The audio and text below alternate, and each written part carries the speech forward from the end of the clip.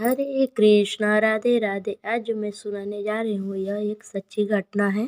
यह कहानी उड़ीसा की रहने वाली रूबी जी का है।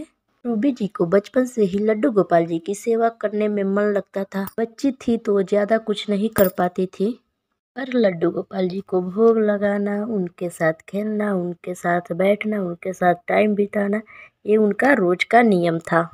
बाकी जो लड्डू गोपाल जी की सेवा रूबी जी की मम्मी करती थी। देखते रूबी जी शादी जी के योग हो गई। शादी हुई तो लड्डू गोपाल जी को अपने साथ अपने ससुराल लेकर गई। बड़ी होने के बाद लड्डू गोपाल जी की सारी सेवाएं रूबी जी खुद करती थी और रूबी जी लड्डू गोपाल जी के बिना एक पल भी नहीं रह पाती थी।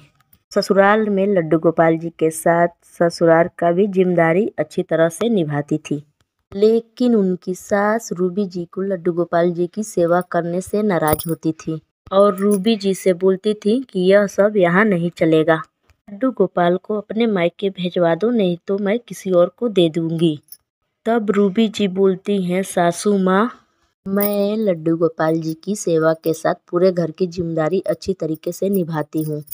आप मेरे लड्डू गोपाल जी को मुझसे दूर ना करें, मैं इनके बगैर नहीं रह सकती। अब तो सासू माँ को और गुस्सा आ गया और उन्होंने सोचा आज रात जब बहू सो जाएगी तो लड्डू गोपाल जी को बाहर कहीं दूर ले जाकर रख दूंगी, तब पीछा छूटेगी इस लड्डू गोपाल से।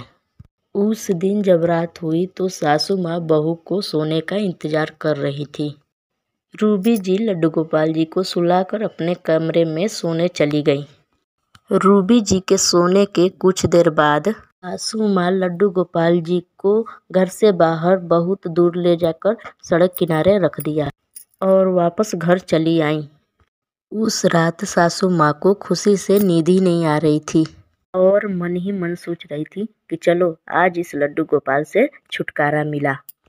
किसी तरह रात कटी और सुबह हुई तो सासू माँ अपने कमरे से बाहर आई तो देखी रूबी जी लड्डू गोपाल जी को स्नान करा रही थी।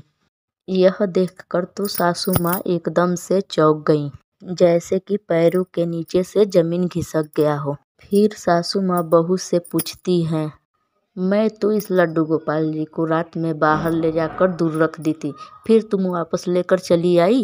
इतना ही सुनते रूबी जी चौंक कर अपने सासू माँ से बोलती हैं, सासू माँ, आप मेरे लड्डू गोपाल जी को रात में बाहर ले जाकर रखी थी और मुझे तो पता भी नहीं चला। और रूबी जी के आंख में आंसू आ गए और बोलती हैं कि मेरे प्यारे से लड्डू गोपाल जी रात भर घर से बाहर थे, भला हो उनका जो मेरे लड्डू गोपाल जी को वापस घर लेकर आए।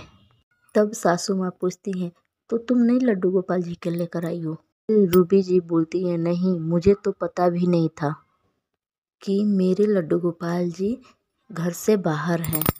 फिर सासू माँ घर के एक एक सदस्य से पूछती हैं कि लड्डू गोपाल जी को वापस घर कौन लेकर आया है, और सबने यही बोला कि मुझे नहीं पता, हम लोग तो नहीं लेकर आए, क्योंकि बाहर ले जाते वक्त तो किसी ने नहीं देखा था। तब जाकर सासू माँ को पूरी बात समझ में आ गई कि जैसे रूबी अपने लड्डू गोपाल के बिना नहीं रह पाएगी, वैसे लड्डू गोपाल जी भी अपने भक्त के बगैर नहीं रह पाएंगे। और यह सच भी है कि भगवान अपने भक्त के बगैर नहीं रह पाते हैं। अभी लड्डू गोपाल जी की भक्ति प्रेम से करने लगे। प्रेम से बोलिए लड्डू गोपाल जी की जय।